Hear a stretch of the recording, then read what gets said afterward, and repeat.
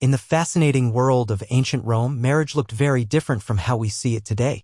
Back then, getting married wasn't really about love or spending your life with someone special. It was more like striking a business deal or forming a powerful alliance between families. Surprisingly, it was completely normal, even expected, for Roman husbands to be unfaithful. Affairs weren't hidden or shameful as they might be now. In fact, many men had casual relationships with courtesans or long-term lovers. But that's not all. Roman men often had romantic or sexual relationships with other men too, and this was seen as a regular part of life. To truly understand how Romans thought about love and desire, we have to set aside modern ideas about relationships and consider theirs, where marriage, power, and pleasure were deeply connected. People didn't label themselves as gay, straight, or bisexual. Instead, they cared more about who held power in the relationship.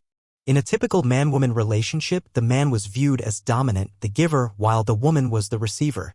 This wasn't just about sexual roles, it was also about showing who had control. In male-male relationships, things became more complicated.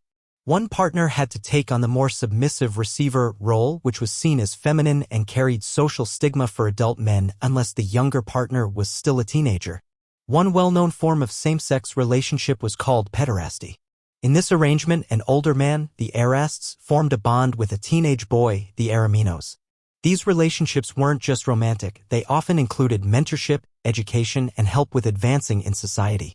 Large age gaps weren't shocking at the time, especially among the wealthy and powerful. For Roman elites, such relationships were seen as a normal part of a young man's journey into adulthood and a pathway into the world of politics and influence. Among the Roman elite, having both male and female lovers was not considered cheating, not in the way we understand it today. With no reliable birth control and childbirth being highly dangerous for women, some saw same-sex relationships as a way to protect wives from risk, a kind of ancient and oddly practical form of birth control. In same-sex relationships, the person with more power, like an emperor, was usually expected to take the dominant masculine role as a symbol of strength and authority. However, Roman society didn't always follow its own rules. Julius Caesar, one of the most famous Roman leaders, was rumored to enjoy being the more submissive partner in his same-sex relationships. This shocked many people at the time as it clashed with his image as a strong, commanding ruler. Emperor Hadrian was also very different from most Roman rulers. Although he was married for political reasons, many historians believe he had no romantic interest in his wife at all. Both Hadrian and his wife had lovers of their own, and Hadrian gave most of his attention to men, particularly to a beautiful and intelligent teenage boy named Antinous. Hadrian adored him, ensured he received an excellent education, and traveled with him throughout the empire. Tragically, their bond ended when Antinous mysteriously drowned in the Nile River while they were in Egypt. Heartbroken, Hadrian went to great lengths to honor him. He built an entire city near the site of Antinous' death and named it after him. He even had Antinous' body mummified and brought back to Rome, minted coins with his image, and declared him a god, an incredibly rare act.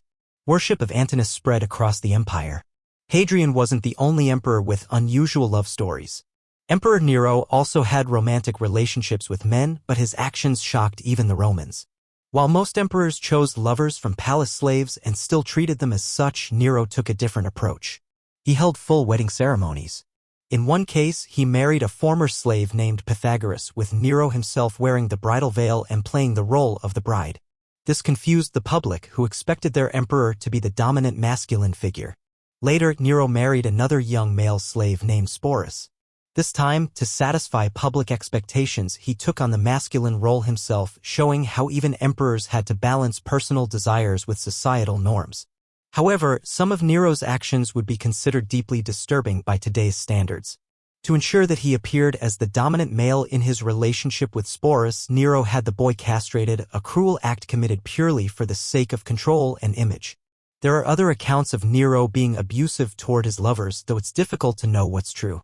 The most shocking accusation about Nero is that he committed incest with his mother, Agrippina the Younger. This claim appears in the writings of Suetonius, the Lives of the Caesars, and more cautiously in Tacitus' Annals, with both suggesting Agrippina initiated the relationship to maintain control over Nero after he became emperor. While modern historians generally consider the story a malicious fabrication, it's a clear example of how sexual slander was used in ancient Rome to destroy reputations. But while Nero's behavior was extreme, Emperor Tiberius is remembered even more darkly, particularly for how he treated young people. He had a strong interest in much younger boys, and many historians consider him one of the most sexually corrupt emperors in Roman history. Much of this happened far from the public eye. Tiberius spent his later years in luxury villas on Mediterranean islands, especially Capri, where he had boys brought in under the pretense of being servants. Many reports suggest they were used for his sexual pleasure. Some of the stories about Tiberius are likely exaggerated. Roman historians often added scandalous details to tarnish reputations. But even if only part of it is true, it paints a disturbing picture of how absolute power could be abused in the Roman Empire.